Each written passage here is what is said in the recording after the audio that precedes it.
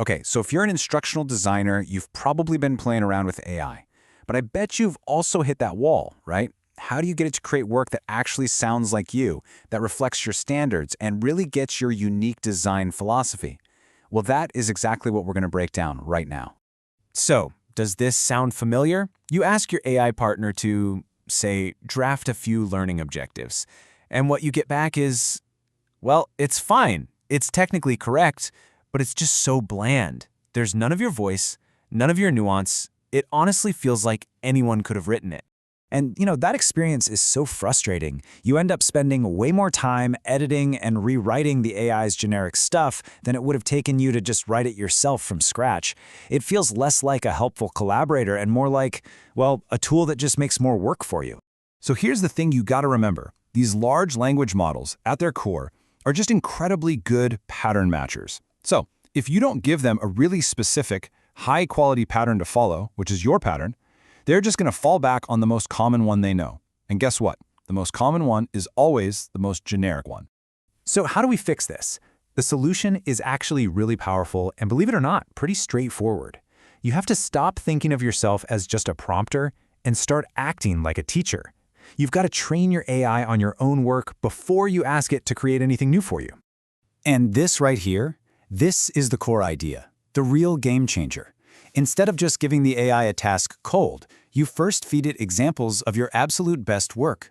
Then, you get the AI to analyze all that work and create a set of rules. We're calling them explicit guides that basically map out your unique professional style. Your work becomes what we call an anchor. It's a solid reference point that grounds everything the AI does in your specific approach. This is what keeps it from just drifting off into that sea of generic nonsense and holds it firmly to your standards. Now, this whole training process, it really has two distinct jobs that are both super important. You need to teach the AI not just what you say, but more importantly, how you think like an instructional designer. Think of it like this. On one side, you've got your writing style. That's your voice, right? It's your tone, your phrasing, all that. But on the other side, you've got your instructional design method. Now, this is your philosophy. It's how you structure a learning experience, how you manage cognitive load. To get truly great results, you have to teach the AI both of these things. Okay, so the theory is great and all, but how do you actually do this? Let's get practical and walk through the exact steps to create these guides for your AI. First up, to teach it your writing style, you're going to upload things that show how you communicate. This could be your professional emails, perfect for capturing your tone, or your facilitator notes, which show your phrasing and clarity. Even your narration scripts are great for demonstrating how you position content for an audience. The AI will analyze all this to learn your voice. All right, next, for your design methodology, you'll upload your actual design artifacts. Things like slide decks are perfect for showing how you scaffold and sequence information. Your design documents will reveal how you use learning theory, and your assessment plans, they're pure gold for showing how you align everything back to your objectives. So the whole workflow looks something like this.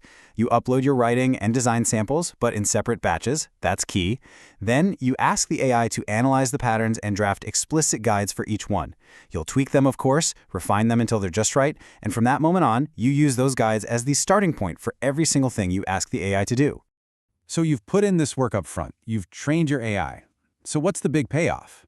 Well, it's nothing short of a complete transformation in how you work with this tool. Here's why this is such a big deal. Suddenly, the AI is communicating in your voice. It's building learning experiences that are consistent with your methodology.